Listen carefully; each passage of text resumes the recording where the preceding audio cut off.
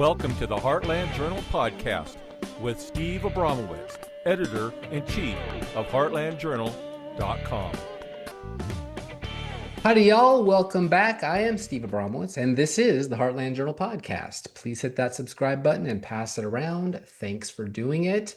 We got the holiday festivals behind us. It's that time of year. On this show, our last live episode for 2025. If I can stand being off that long, I guess we'll see how it goes. But as always, number 415 time, we focus on our nation today with always an interesting person making a positive change in our community and lovers of truth. Today we are talking with special guest Brian Stahl, Republican candidate for U.S. House, Texas District 6. It's almost a tongue twister there. Born in Reno, Nevada, the biggest little city in the world, Brian Stahl now calls Covington home. Covington is a city in Hill County, Texas. The city had 261 residents as of 2020, according to the United States Census Bureau. Almost every county in Texas swung toward Trump compared to the 2020 election, but in a closely divided U.S. House where Republicans currently hold a 219 to 214 majority, and the 22 Republicans House announced resignations and retirement, keeping D.C. as red as possible is vital, as is keeping Texas red for the sake of our country. Brian is up against two Democrats, Danny Minton and Aidan Morgan, and two fellow Republicans, Jake Elzy, the incumbent and heavy money raiser with $2.5 million in the bank, and has been there in office since 2021 when he beat Democrat Susan Wright 53-47 and re-election over John Love III after also a Dem 66-34. The election is March 3rd, 2026. Set your calendars. D6 goes from Lake Palestine on the west, north to Highway 20, and east as far as Overton, including Tyler, White House, and Noonday. The Cook Political Report has D6 solid Republican. Brian said on his candidacy survey he is a Christian, husband, father, law enforcement officer, and lifelong public servant. For over 20 years, I have proudly worn the badge to protect and serve our community, and now I am ready to take that service to the next level. Married to Zoe for 18 years, raising three amazing children, one off to Alabama, roll tide, not really, I'm a war eagle. Like any parent, he wants to leave behind a better, safer, and stronger community for our children. He served as a field training officer, undercover narcotics officer, SWAT team member, air support officer, and is currently a full-time firearms instructor. Today, he's a councilman and mayor pro tem for the city of Covington, as well as a task force officer with the Department of Homeland Security's Homeland Security Investigations. Brian was awarded the Silver Star for bravery from the American Police Hall of Fame, along with multiple awards for meritorious conduct and certificates of merit. Hello, sir. Thank you for your service. How are you today? I'm doing very well. Thank you for having me on. I'm really excited about this. Yeah, thanks for coming on. Tell us what life is like in Little Covington, population 261. Life is good. It's a small town in Texas. I often tell a lot of people that it's kind of stepping back in time a little bit. The kids still get to play until well after the streetlights come on. And so, you don't really get that in the big city that I currently work in Fort Worth. There's not many neighborhoods that are like that. So it's really nice to have that small town feel. You get to know all the neighbors.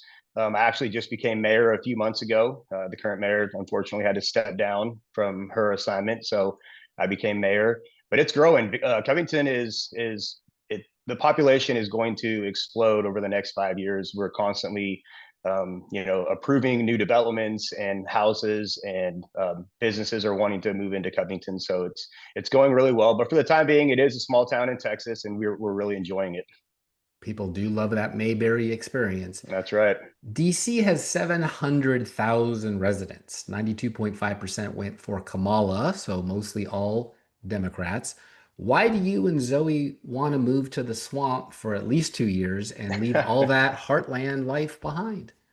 Well, it's not you don't exactly move to the swamp. We'll spend a lot of time there, obviously doing what we need to do and serving the constituents and the people of this community.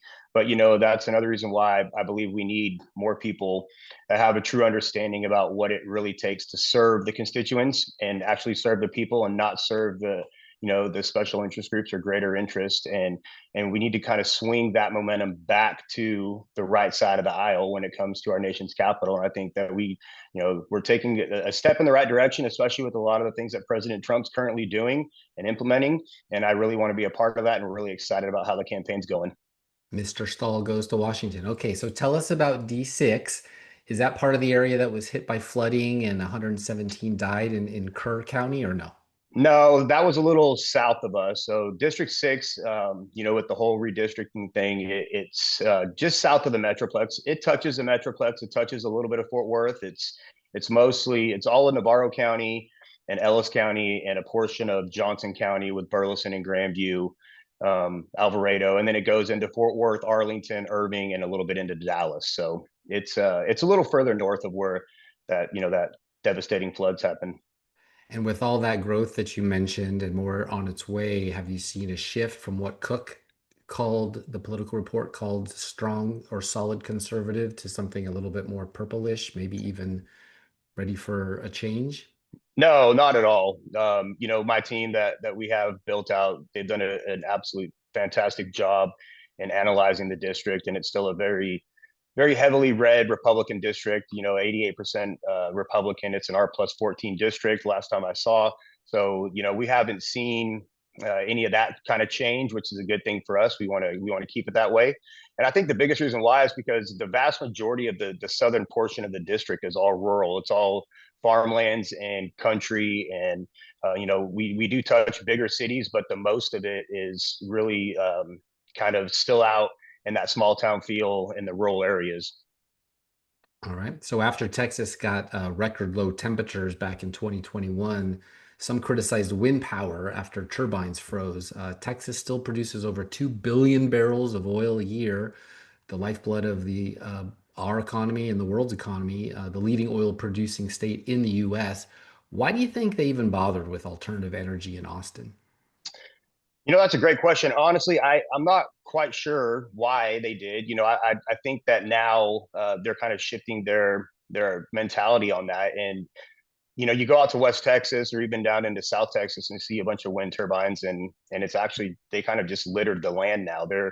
They're all over the place. But those things, talking to a lot of the people that are involved in that, and I have a couple of good friends that actually helped build those things.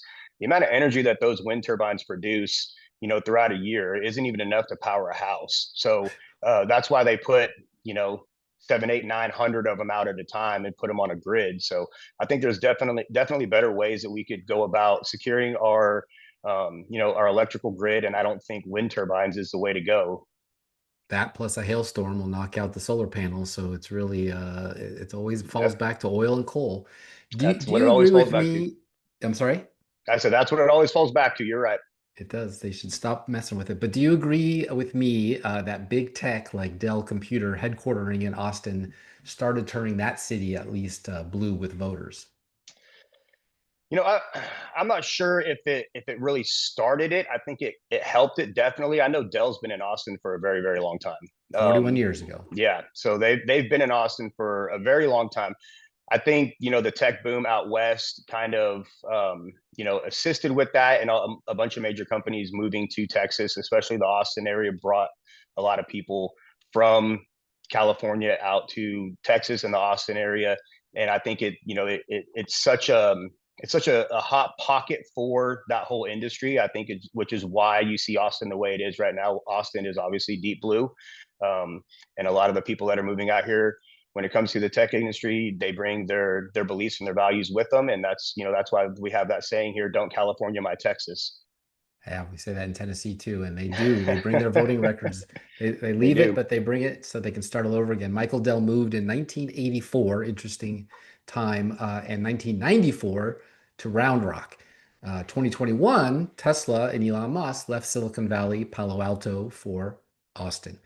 Was that a benefit or bad for Texas? Tesla, I think Tesla was a great benefit for Tesla or for Texas. I'm sorry. Elon is one of those guys where he just kind of sees the world, through a different lens, and he's very progressive when it comes to a lot of things. But I think that he's quickly learned that the ways in which he had to do business and some of the beliefs that he had to kind of adhered to in California didn't really line up with what he believed in, and how he wanted to run his business. So he wanted to bring it out to Texas. And I think Tesla coming to Texas is a great thing. It's provided a lot of jobs for this state. It's provided, a lot of income for this state. And so I think Tesla coming here, and especially Elon Musk coming here, has definitely benefited Texas. Yeah, and he saves free speech single-handedly with his acquisition of X. As a congressman, how will you balance corporate interests like oil and tech at home and issues they have in DC to keep their global powerhouse status? Well, it's funny. One of the things that I'm running on actually is constituent services and putting the people first.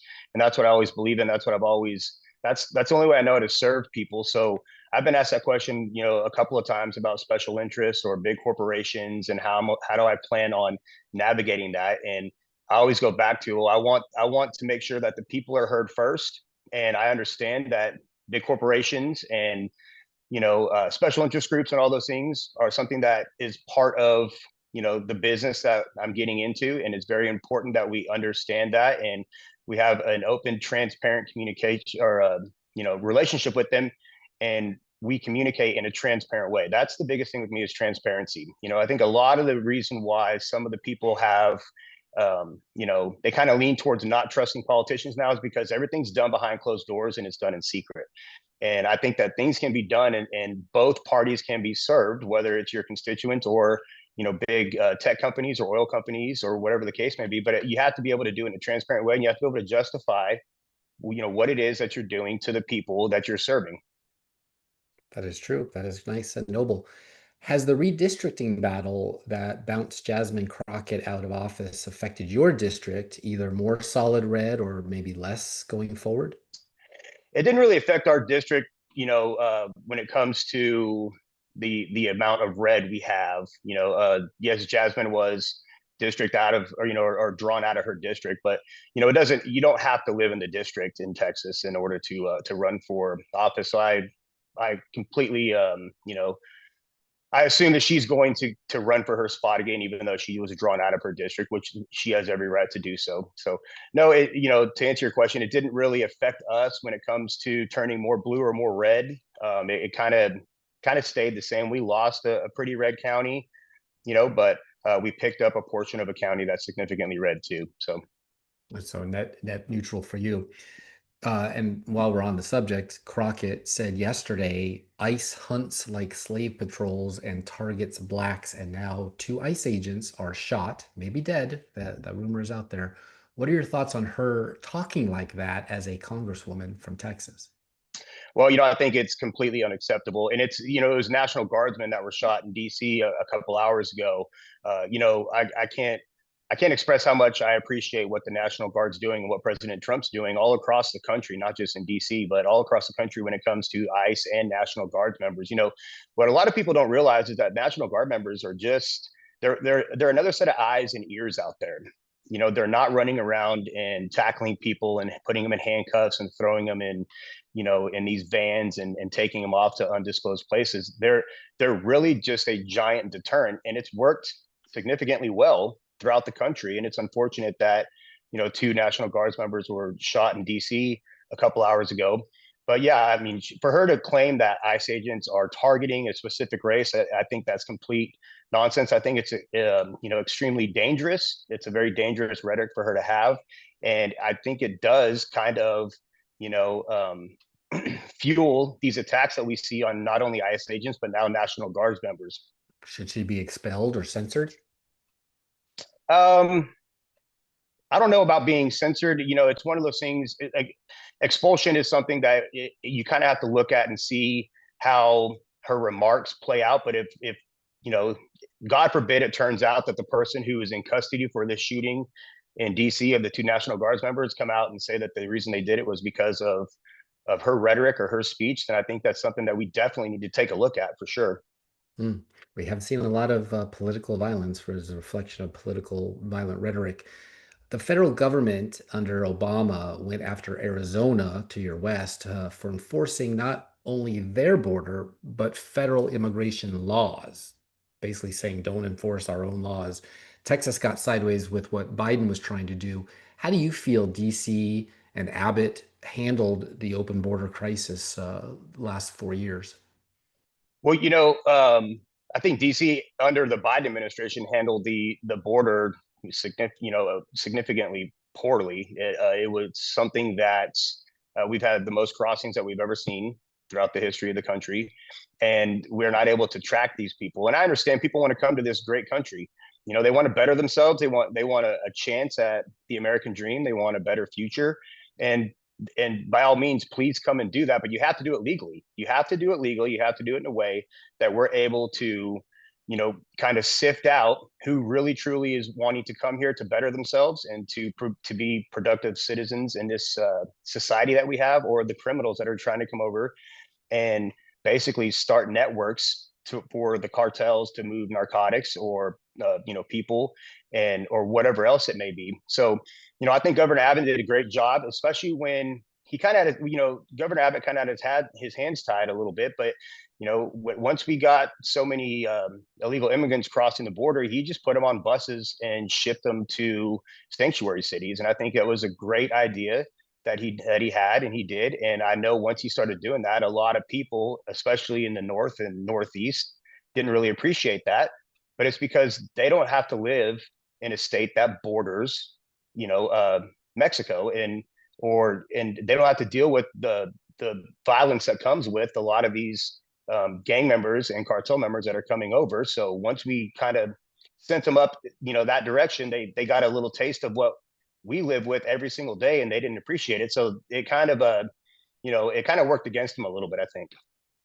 Yeah, it was a nice conservative virtue signaling, so to speak. I just wish you would have kicked them out of the country completely, because all they really did is help the sanctuary cities with Census 2030 that's coming quickly, to be able to head count them to create more Democrats in Congress that you'll have to compete with when you're in office too. Yeah. I saw a lot of news where Democrats left the state of Texas to avoid votes, but your speaker, who's a Republican, he still was allowing them to kind of run the agenda, passing a lot of their liberal progressive laws. What happened there? I'm not quite sure exactly what happened. I know that they were out of the state, which is against the law. They're not able to flee the state. And I know there was a lot of talks, especially in some of the circles that I'm in, that they were actively sending members of the state troopers to go look for some members that were absent, and they were trying to get in touch with different law enforcement entities in different states, especially up in Illinois in the Chicago area, where a lot of them fled to, and they didn't really get much progress done there. But fortunately, they came back and they were able to do what we knew that they were going to do, and that what they were elected to do, which is their job. And having them walk out like that is something that all it did was just delay the inevitable, is all it is. I talked to a lot of people, and a lot of people felt like, hey, we hired them to do a job and they're not doing their job, and you have every right to believe that. You have every right to feel that way, and you have every right to to reach out to them and tell them how you feel. But the number one thing that I tell people especially is, if you don't like the job that they're doing, don't reelect them. If you think that if they're doing something that doesn't meet what you believe should be done as somebody who's representing you, then don't put them back in office. That's the biggest way that we can combat that. Yes, protest at the ballot box. However, both DC and Austin look chaotic and out of control. Like, it doesn't look like a lot of the leadership has been able to rein them in at Speaker Johnson level or there in Austin. And it's like most cities and states. Tennessee dealt with it too. But Texas has a unique legislative session. Is it like only short time every 2 years? So if it's in session in an off year, it's actually an emergency session, like COVID type of thing. Like what is the Yeah, session like? yeah, kind of. You're right. Yes, but the governor could obviously call special sessions at any time, and he does. The governor calls special sessions whenever there's something that needs to be brought up. And there's been times in the past where he's called special sessions, especially for the redistricting. He did it back in 2021, I believe, when it came through, or when it came to the crisis that we were having when we had those record low temperatures, when it came to the energy grids and how we were going to fix that. So yes, you're right. It is a little bit different, but the governor can call session at any time, and if he does, then it's your duty to be down there until the session is over, and then he can extend the session. And a lot of people don't like that, but again, if you're represented by somebody who doesn't appreciate that or doesn't respect that, then maybe you should look at voting somebody else in who will appreciate that and respect those rules that come in with being a representative of the people. It almost seems like a board, chairman of the board can call a board meeting whenever they want for whatever reason, as opposed to like, here's our calendar for the Right. sessions ahead. Abbott wants to run for governor again. I think an unprecedented fourth term. Do you think he deserves another term? And what is your assessment of his three terms so far? I do. I think Governor Abbott has done a very nice job in Texas. He's done a lot of things, especially when it comes for families in Texas, when it comes to our energy grid. I know there's talking to a lot of people within my district, especially. There's a lot of teachers that aren't really happy with some of the things that he's kind of done when it comes to the STAR testing and making mandatory testing. And there's been a couple of the little flare-ups that I've heard about having the 10 commandments in classroom and stuff like that. But overall, I think he's done a great job for Texas. I think last time I looked, I think the GDP of Texas is like 7th in the world. So we're doing something right, and he's been our leader for the past 3 terms. He's running for a fourth. So I support him, and I think that what he's doing, if he wants to continue to do what he's doing and actually combat some of the things that he's running on for the fourth term, especially with property taxes, I think it's going to go very well for him. Yeah, and with oil back on the menu, it can't hurt. Is the media as liberal in Texas as they are here in Tennessee and everywhere else, really? And do they give you candidates a fair shake, or are they ignoring you? No, hey, I think we're blessed here in Texas for sure. I've talked to several different members of the media. I've done several different interviews since announcing my campaign, and they've been fair and balanced. And they reach out to all candidates on both sides of the aisle, and they ask them the same set of questions, and they're able to write the article with everybody's answers verbatim, how you answer. So it's one of those things where, especially in District 6, they're very open to that. They want everybody to have a fair shake. They want everybody to have an equal voice, especially when you're trying to represent the constituents of this district. But on the flip side, I think national media is something that's a totally different beast, which obviously affects Texas. But I think social media is something that is kind of taking over what national media used to do, 10, 12, 15 years ago. And so I think you really can, if you want to find something on social media bad about a side or the other side, and it's very easy to do. I think that last time my team looked, I believe that the vast majority of people that still tune in to cable news or have cable TV is the average age of those people are like 66 and above. Most people now are streaming everything, or they're getting their stuff from X, or they're getting their stuff from Facebook or Instagram or wherever. So they're getting a lot of their news from there. And I think, that's kind of helped in a way, but it's obviously something new that we're trying to navigate as well. But, to answer your question, no, in Texas, I haven't seen anything Republican or Democrat really. I haven't run into it personally since I started running, to where, it's been kind of, leaning one side or the other. It's always been very fair. Okay, fair and balanced. That's all we can ask. We went from cutting the cord to cutting the crap. So you said it. You filter your news and get the truth if you find it, like listening to the Heartland Journal. Um, Immigration. Are the cartels making no-go zones in Texas? That's a national security issue as much as a local issue for you, because you're the biggest border state. Not for your district up there in the north, but your home state. Is that happening? No, not to the levels that we're seeing it around the country. I talked to a couple of buddies of mine down in Houston with the Houston Police Department, and there was a small pocket down there.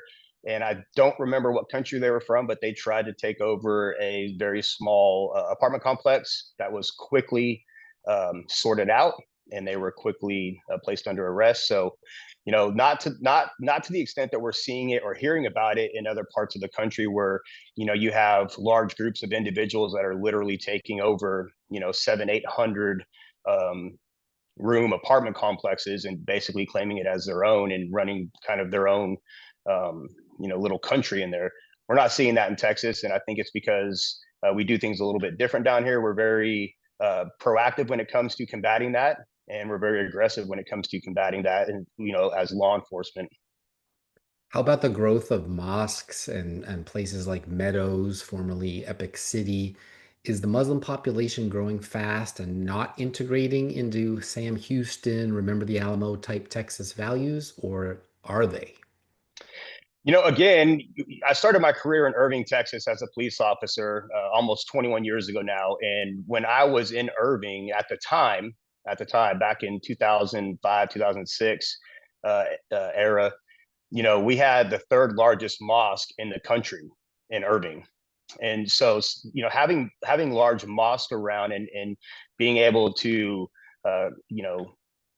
patrol that community and be a part of that community and speak to members of that community is nothing new to me, but having them kind of come in and talk about Sharia law and enforcing Sharia law. I heard Governor Abbott talk about a little bit where, there's a couple of little hot spots in Texas where they're trying to do that. And I'm extremely confident that that is not going to happen. I remember when Congresswoman Van Dyne was the mayor of Irving, and I was a police officer there, and they tried to get something passed to where they can enforce Sharia law within the city limits, and she quickly shot that down. And we assisted her as law enforcement, entities to help her do that. And I think that's what Governor Abbott's doing right now in Texas. So I don't think Texas is going to be a spot where that's going to happen. Unfortunately, I think it is going to happen across the country, especially in these Democratic states. California, I can see it happening for sure. Somewhere up in the Northeast, a lot of places up in the Northeast, I could see it happening. Minneapolis, I could see it happening definitely. So it's something that we need to keep on our radar and we need to monitor, because I do not believe that Sharia law should be the law of the land anywhere in the United States of Texas, or the United States of America, especially Texas. Okay. Large donations go to the university system and public school system. You got school choice now in Texas, but are they teaching Texas values, or are they woke like Cal and Harvard just as much as they are? It's kind of to answer your question, kind of plainly, we aren't woke in Texas. There are some areas of Texas, I believe, that the administration views things a little bit differently. I'll give you a perfect example. So we used to live up in North Fort Worth, and my oldest son went to a big 6A school up there, and for his freshman year of high school. And some of the things that he saw were, you could definitely define them as woke. When you have kids being allowed to dress up as animals, and the teachers are acknowledging that, or having litter boxes in the bathroom for them, and things like that. So I'm not going to say it's not in Texas, because it is. However, the vast majority, the overwhelming majority of Texas is not like that. And they are teaching Texas values, and they believe in teaching, what's right, what's wrong, and all the things that the kids should be learning about, instead of focusing on the wokeism. If it came to a vote in Congress, would you vote yes to close the Department of Education? Yes, Okay. absolutely, I would. Paxton, your Attorney General, is running for Senate, and Congressman Chip Roy for Attorney General.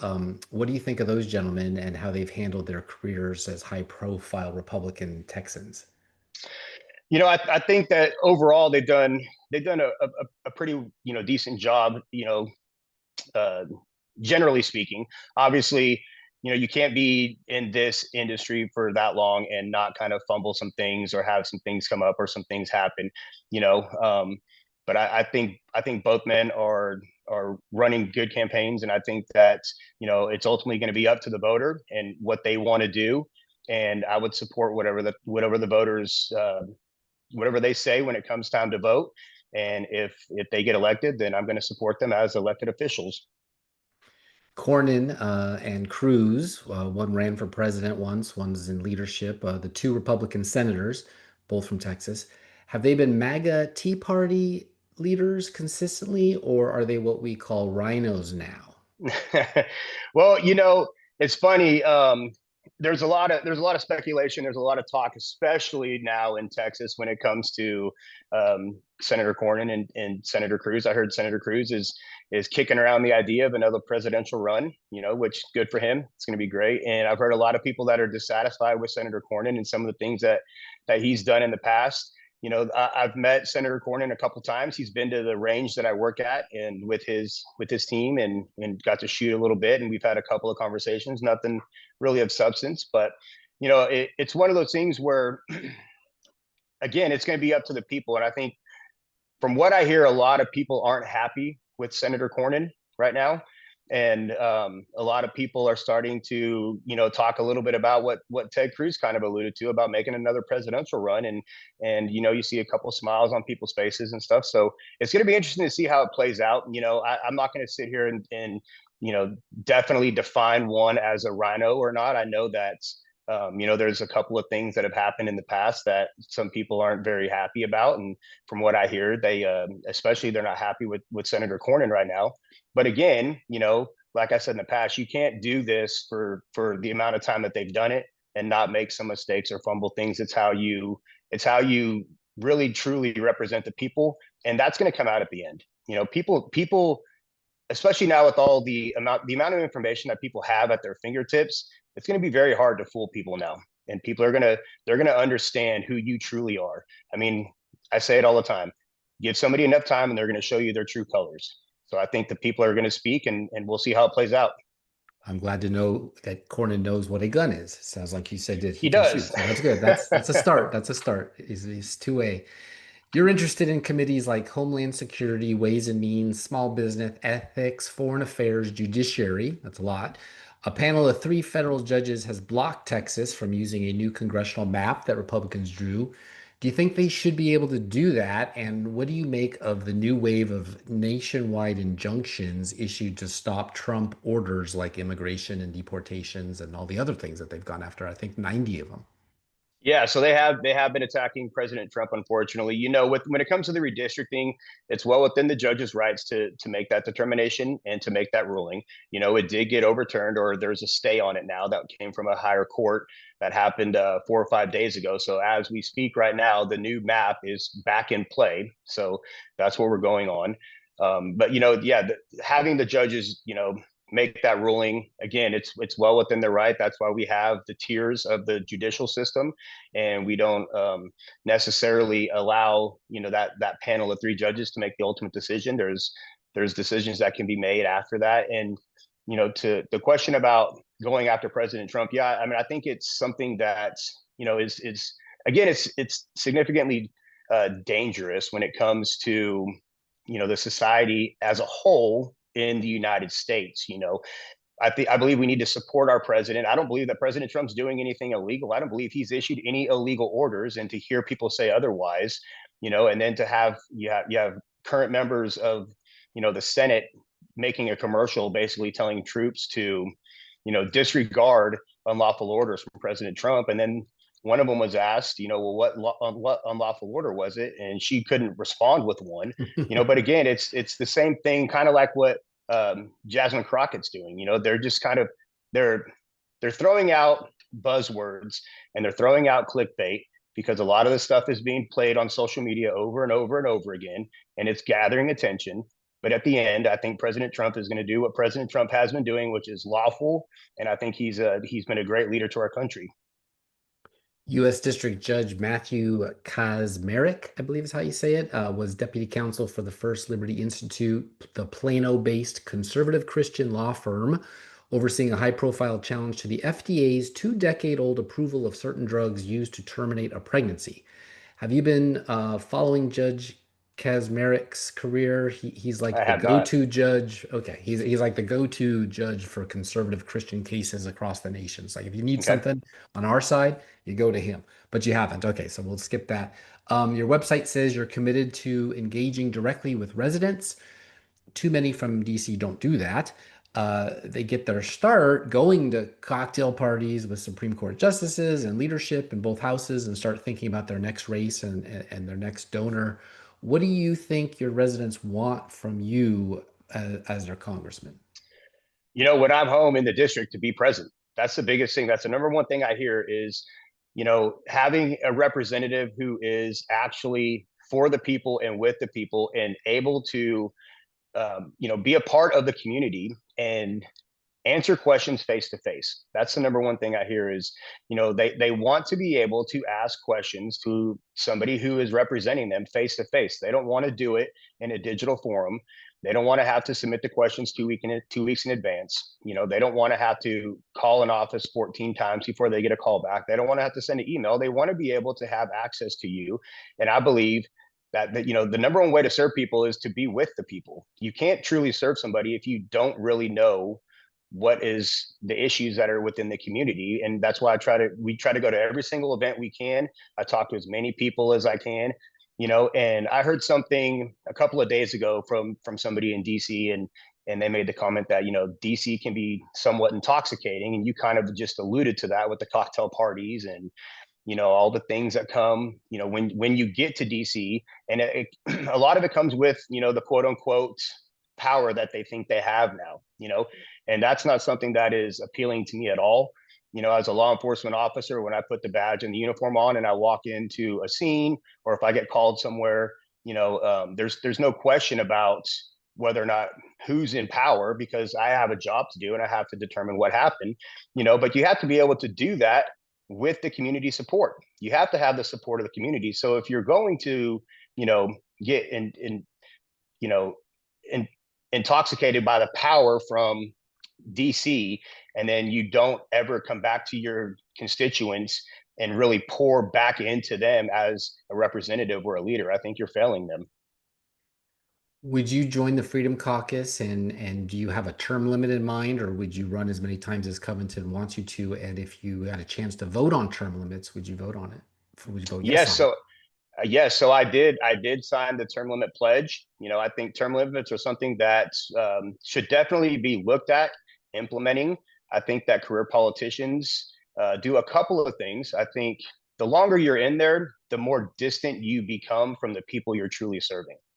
And, I think we've seen that a lot with some of these career politicians, to where, they spend most of their time in DC, or when they're home, they're not with their constituents. And I think they have this, kind of this feeling of being protected as an incumbent, or as somebody who's been in politics for 10, 12, 15 years. So yes, I do believe that term limits are something that they need to be addressed and at least explored. And is there a way that we can actually do that constitutionally, which there is? And so yeah, I'm a big supporter of term limits for sure, for those couple of reasons. The defund the police movement hit Dallas and Houston pretty hard, with other big American cities. How do you want to support law enforcement from DC? And do you think ICE, FBI, ATF have been good federal agents, federal law enforcement agencies the last decade or so, or in need of reforms? Yeah, so one of the things I'm running on actually is law enforcement reform. And what I mean by that is being able to properly fund law enforcement for the practical training that they need. Over the last 20 years, I've seen so many classes that have come up that are mandatory, that has no real practical purpose to what we do in law enforcement when it comes to dealing with the actual population of the people. But being somebody who can take that fight to DC and talk about that, and especially now, since I'm in the part of my career that I'm in when it comes to training officers more so every single day and running budgets for that, I see too many times where law enforcement agencies across Texas, especially, they get these federal grants, but these grants get held up in some bureaucratic red tape, and then the grant kind of just goes away. I could name off a list of agencies right now that are waiting on grants to be approved, and they've reached out to their representative for some guidance or some help, and they've gotten stonewalled and haven't had any correspondence with them. And I think that's something that we could definitely do better. We were very fortunate where we were when it comes to the fund police stuff, because it didn't really affect my area all that much. It did down in Austin. We talked about Austin a little bit ago. Austin got hit pretty hard with that, and they realized pretty quick that this is probably not a good idea. We need to actually give them more funding, not less funding. We need more training, not less training. We need more police officers, not less police officers. And one of the things that we do really well in Texas is work with different federal agencies. And we work with FBI, we work with ATF, we work with DEA. We have all these task force that we have officers a part of. So it really helps supplement that too. So they smoked the defund Kool-Aid, but they didn't inhale, so to speak. They turned on a dime and said, let's not do this. It's not a You good know, idea. I haven't heard that before, but that is a great analogy. That is a great analogy. We've been pretty harsh on this show on AI data centers, and especially in drought-ridden areas like Texas, Waco, Haskell, Armstrong County. They're getting new ones. Texas Tech has an 18 million square foot one outside Amarillo. North American Electric Reliability Corporation, a nonprofit based in Georgia, warns of possible brown and blackouts this winter because of their energy use. Would you like to see the grid built up to catch up to this demand before building any more? And how about that, the water use, cattle and produce, they can't use it if it's cooling AI servers. And do you think Trump and Congress should be so supportive of this at the expense of farmers and really taxpayers? They're subsidizing it. So a couple of things to kind of dissect there. I think we need to build the grid up for sure before we start really pushing all of these things out. Now, with that being said, AI is the future. I believe AI is the future. I don't think it's something. I think that that genie's already been let out of the bottle, and the amount of AI that's out there right now is mind blowing to me. And I've really kind of learned a lot more about it since I've announced and talked to a couple different companies about it. It's coming, it's going to come.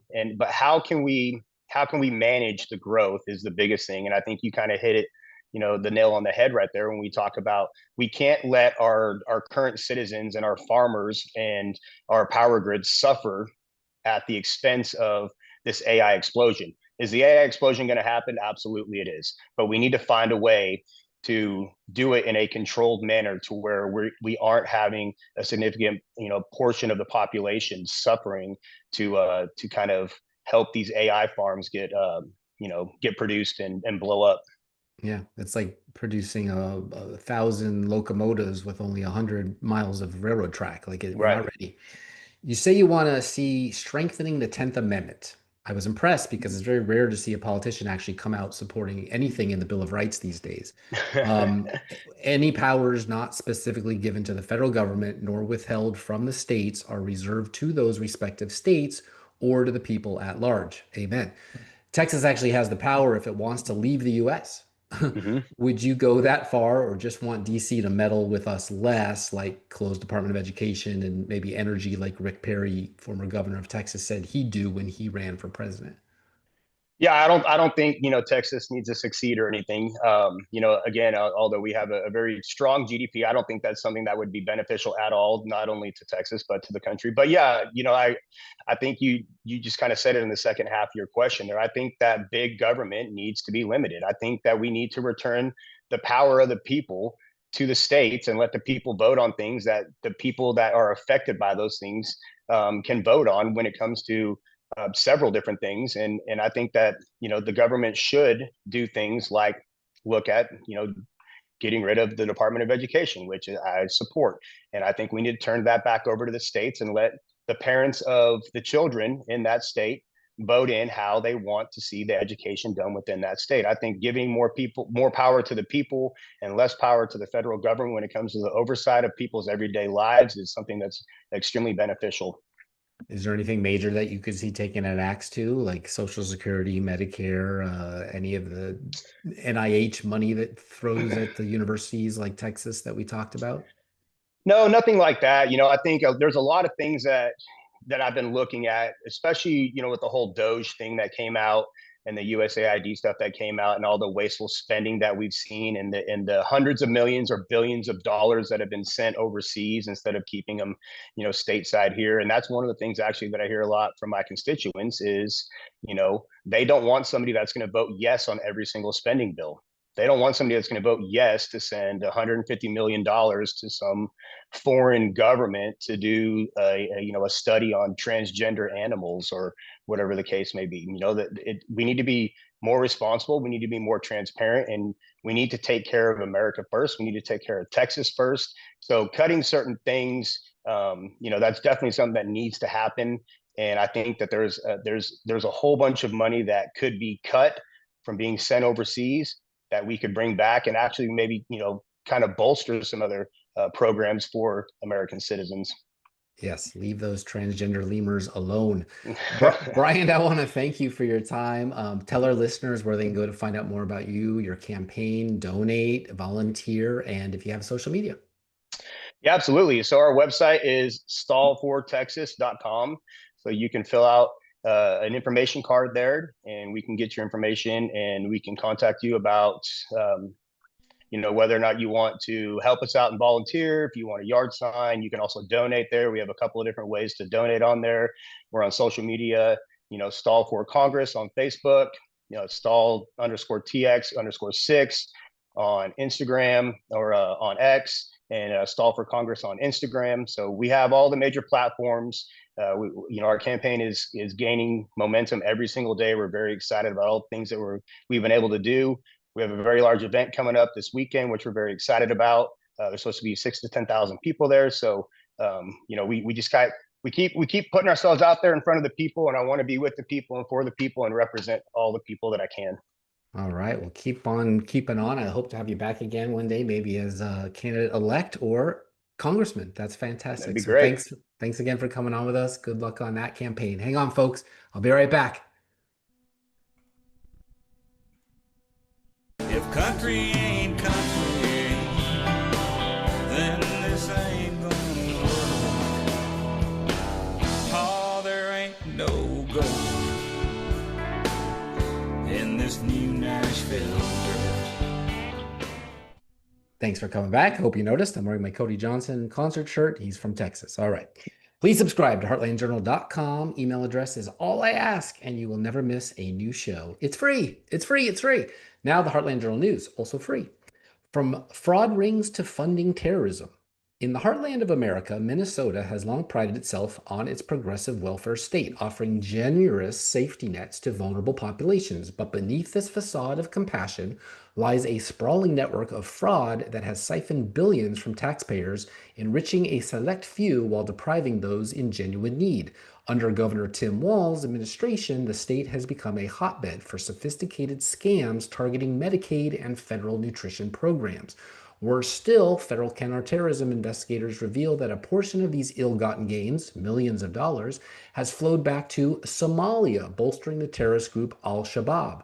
As one confidential source starkly put it, the largest funder of Al-Shabaab is the Minnesota taxpayer. This isn't hyperbole, it's the grim reality of how unchecked generosity, cultural blind spots, and political timidity have turned public assistance into a pipeline for international extremism. The story begins with Minnesota's Somali diaspora, one of the largest in the United States, numbering over 80,000 in the Twin Cities alone. Fleeing civil war in the 1990s, many arrived as refugees, building vibrant communities in Minneapolis and St. Paul. Yet, as integration challenges persist, high unemployment, language barriers, and clan-based loyalties, some have exploited the system's lax oversight. A tribal mindset, as experts described it, prioritized family and clan networks over legal norms, enabling graft on an industrial scale. Accusations of racism often shield these operations from scrutiny, silencing critics and media alike. The results? A cascade of scandals that have eroded public trust and drained resources meant for the elderly, disabled, and homeless, and autistic. At the epicenter of this crisis is the Housing Stabilization Services Program, a Medicaid initiative launched in 2020 to address homeless among seniors, addicts, the disabled, and the mentally ill. Billed as a groundbreaking effort with low barriers to entry and minimal documentation requirements, HHS promised quick reimbursements for housing support. Pre-launch estimates pegged its annual cost at the modest $2.6 million. Reality proved far more extravagant. Payouts ballooned to $21 million in 2021, $42 million in 2022, $74 million in 2023, and $104 million in 2024. By the first half of 2025, another $61 million had vanished into the ether. The scheme unraveling came swiftly. On August 1st, 2025, the Minnesota Department of Human Services halted payments to 77 providers amid credible allegations of fraud and abruptly terminated the entire program. U.S. Attorney Joe Thompson, leading the federal probe, didn't mince words. The vast majority of HHS was fraudulent, he declared, estimating statewide losses could top $1 billion. Indictments unsealed on September 18, 2025, charged 8 individuals: Mokhtar Hassan Aden, Mustafa Dayab Ali, Khalid Ahmed Daib, Mohammed, Christopher Odesso Falad, Emmanuel, not going to try it, Falad Assad Ahmed Adaw, and Anwar Ahmed Adaw, with orchestrating a web of deceit. 6 of the defendants hail from the Somali community, if you couldn't tell, underscoring the demographic patterns in these cases. The mechanics were audacious in their simplicity. Fraudsters established fictitious companies, billing Medicaid for services never rendered. Operations ran from dilapidated storefronts in Minneapolis' Cedar Riverside neighborhood, a Somali enclave. They stacked schemes like Russian dolls, overbilling HHS while simultaneously defrauding other programs, including early intensive development and behavioral intervention for autism, adult rehabilitative mental health services, integrated community support, community access for disability inclusion, and personal care assistance services. Most of these cases aren't just overbilling, Thompson explained. Purely fictitious companies solely created to defraud the system, schemes stacked upon schemes. The depth of the fraud in Minneapolis takes my breath away. This wasn't isolated opportunism. It was systemic predation. Providers recruited desperate clients with promises of cash kickbacks only to ghost them after securing approvals. One indicted operator, Abdifatah Mohammed, allegedly funneled funds through shell entities tied to luxury purchases and overseas transfers. The human cost is staggering. Legitimate recipients waited months for aid, while resources meant to stabilize lives instead lined pockets. The HHS scandal echoed the infamous Feeding Our Future fraud, a $250 million heist that exposed similar vulnerabilities. Founded in 2016 as a nonprofit sponsoring daycares and after-school meals under the federal child nutrition program, the organization, run largely by Somali entrepreneurs, started modestly, receiving $3.4 million in 2019. By 2021, amid pandemic-era waivers easing oversight, it exploded to nearly $200 million through fake meal counts, doctored attendance records, and fabricated invoices. Defendants splurged on Lamborghinis, multi-million-dollar homes in the U.S., and real estate in Turkey and Kenya. Red flags waved early. Explosive growth in 2020 prompted USDA warnings, but Feeding Our Future sued, crying racial discrimination and claiming it served foreign nationals overlooked by mainstream providers. The ploy worked, buying time. On September 18, 2025, the 56 defendants, I'm not going to go through their names again, pleaded guilty, joining a roster that included political insiders, donors, and associates, rubbed shoulders with Rep. Ilhan Omar. Her deputy district director, Ali IC, lobbied for the program. Former State Senator Omar Fatah pressed Governor Walz for expansions, while Abdi Nur Salah, a senior aide to Minneapolis Mayor Jacob Frey, faced charges. Former Minnesota State Senator David Gaither, a Republican who navigated these waters, pulls no punches. That's the standard operating playbook. When in doubt, claim racism. The media does not want to put a light on this. If you don't win the Somali community, you can't win Minneapolis. The scandal's fallout lingers, with trials revealing how clan ties funneled funds abroad, mirroring patterns in newer frauds. Compounding the outrage, on a September 24, 2025 indictment targeted Asha Farhan Hassan, already entangled in Feeding Our Future, for a $14 million ripoff of Minneapolis's autism services. The Early Intensive Development and Behavioral Intervention, EIDBI, program designed for children with autism spectrum disorder became prey to a recruitment drive in Somali neighborhoods. Hassan allegedly enrolled kids without genuine diagnoses, fabricating medical records and paying parents $300 to $1,500 monthly kickbacks scaled to the authorization amounts built from Medicaid. You and me, folks, Medicaid, taxpayer money. The numbers are jaw-dropping. Autism claims surged from 3 million in 2018 to 399 million in 2023, with providers jumping from 41 to 328. Among Somali 4-year-olds, diagnosis hit 1 in 16, triple the state average, raising questions about overdiagnosis for profit, you think? Thompson frames it as part of a larger web. This is not an isolated scheme. These massive fraud schemes have stolen billions. Real families seeking legitimate therapy for autistic children found waitlist clogged by ghosts. What elevates this from fiscal crime to national security nightmare is the money trail. Stolen funds don't stay statewide. They traverse informal hawala networks, clan-based money transfer systems evading banks to Somalia. In 2023, Somalia diaspora remittances hit $1.7 billion, with 40% of households receiving support. Law enforcement sources speaking off the record confirm al-Shabaab's cut. Every dollar sent bolsters the group's arsenal, from IEDs to recruitment. Retired Seattle detective Glenn Kearns, who probed similar networks, traced $20 million abroad in a single year, linking Minnesota welfare scams to Hawala's funding extremists. An anonymous ex-Minneapolis Joint Terrorism Task Force official concurs. Quote, every cent sent back to Somalia benefits al-Shabaab. They are taking a cut. Federal probes tie this to the Minnesota men. Nearly half of 58 U.S. ISIS recruits hailed from here, many from welfare-dependent families who appeared assimilated but harbored radical ties. Blogger Scott Johnson chronicled their trails, noting how benefits masked deeper allegiances. Kayesh Magan, a Somali-American ex-investor, laments, nearly all defendants are from my community, yet he insists most Somalis are law-abiding victims of the same system's failures. Doesn't sound like it. Since Walz's 2019 election, Minnesota has unearthed at least 28 fraud scandals, most starring Somali-led rings. Democratic officials face accusations of timidity, prioritizing progressive optics over audits.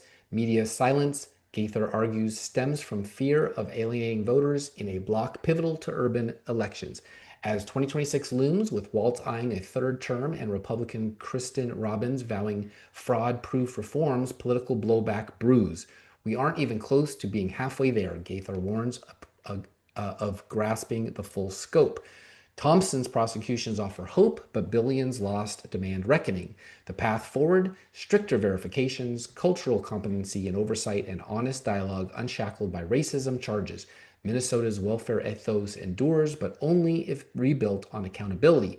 Until then, taxpayers fund not just fraud, but far darker causes. The Heartland's compassion, twisted, now echoes in distant battlefields, a cautionary tale for America's generosity.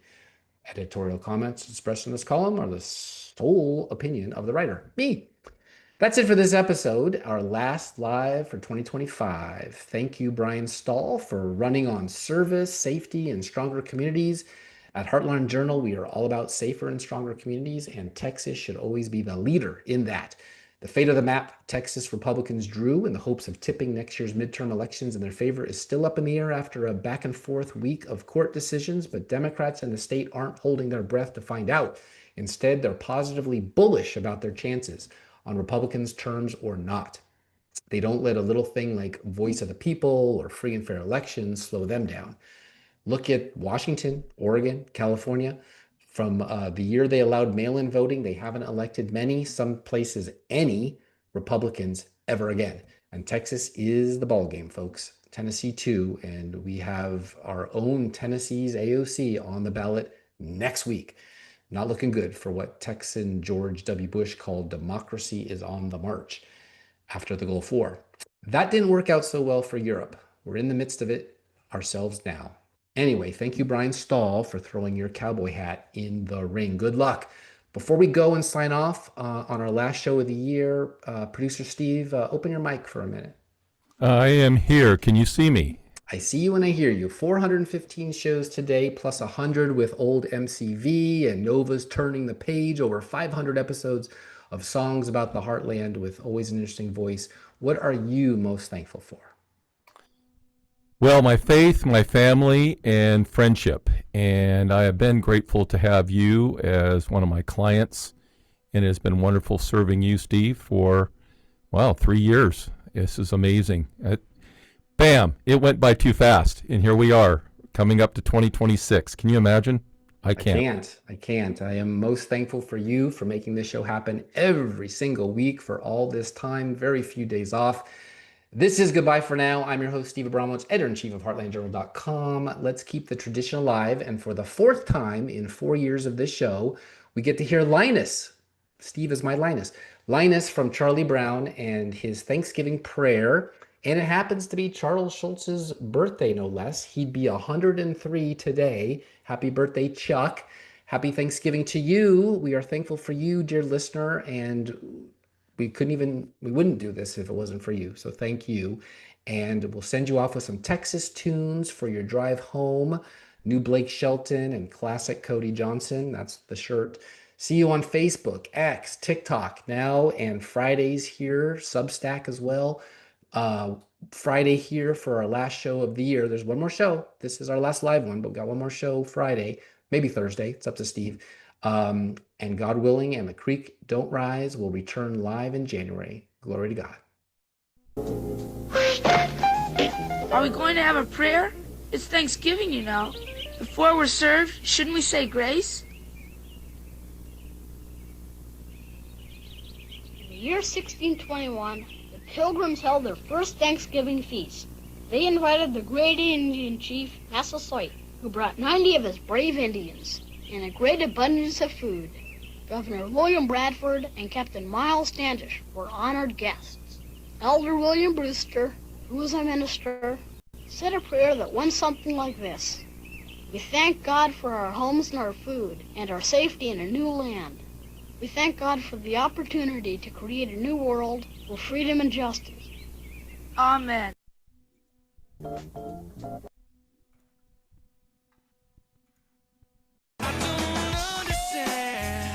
Heartland Journal Podcast is the media property of HeartlandJournal.com, where you can find news stories, commentary, and content serving the heartland of America.